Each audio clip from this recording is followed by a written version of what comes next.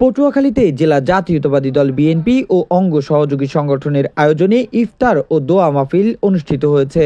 রবিবার ১৬ মার্চ শহরের জেলা পরিষদ শিশু পার্কে অনুষ্ঠিত ইফতার ও দোয়া মাহফিলে জেলা বিএনপির আহ্বায়ক কমিটির সদস্য মাকসুদ আহমেদ বাইজিদ পান্না মিয়ার সভাপতিত্বে প্রধান অতিথি হিসেবে উপস্থিত ছিলেন বিএনপির কেন্দ্রীয় কমিটির ভাইস চেয়ারম্যান, সাবেক সফল স্বরাষ্ট্রমন্ত্রী, এয়ার ভাইস মার্শাল অবসরপ্রাপ্ত আলতাফ হোসেন চৌধুরী। আগামীতে নির্বাচন হবে ইনশাআল্লাহ, সেই নির্বাচনে ইনশাআল্লাহ বিএনপি ক্ষমতায় আসবে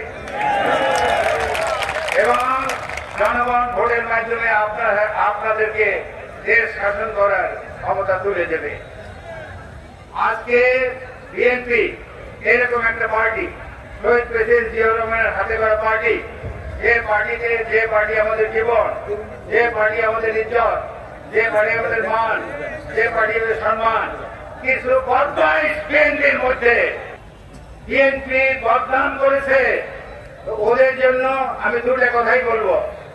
একটা হলো যে বিএনপি ক্ষমতা আসলে পরে বদমাইশকে ধরে নিয়ে আসবে, কোর্ট কাছারি লাগবে না, বিচার কত প্রকার আমরা কি ইনশাআল্লাহ দেখিয়ে দেব। আর ২ নম্বর হয়েছিল যে আমাদের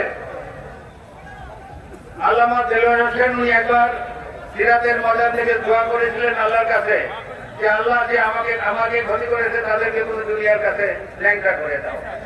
তো আমরা সেই দোয়া করি, বিএনপি যারা ক্ষতি করেছে ওদেরকে আল্লাহ তুমি দুনিয়ার কাছে ল্যাংটা করে দাও।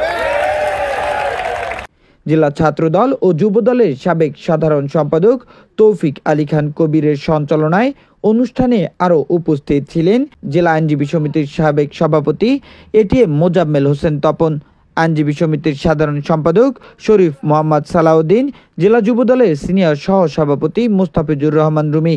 এছাড়াও বিএনপির অঙ্গ ও সহযোগী সংগঠনের নেতাকর্মীরা উপস্থিত ছিলেন।